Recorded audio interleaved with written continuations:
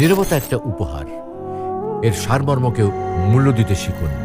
না বুঝে কথা বলার চেয়ে বিষয় বুঝে শান্তভাবে কথা বলা ভালো।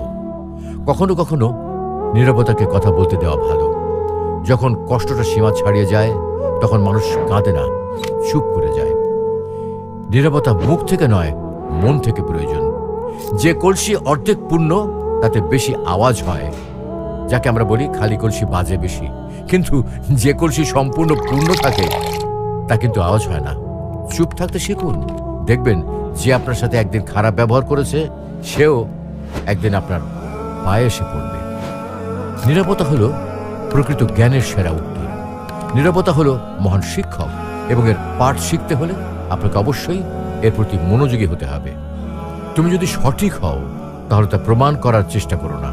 চুপচাপ বসে থাকো, সময় সব জবাব দিয়ে দেবে। উত্তেজনা কোনো বিষয়ের সুষ্ঠু সমাধান নয়। নীরবতায় গভীর ভালোবাসার আসল বহিঃপ্রকাশ। সুসময়ের নীরবতা হলো সবচেয়ে কমান্ডিং অভিব্যক্তি। একজন শান্ত মানুষের সংকল্পকে অবমূল্যায়ন করবেন না। নীরবতা কথা বলে যখন শব্দ নিজে থেকে চুপ হয়ে যায়।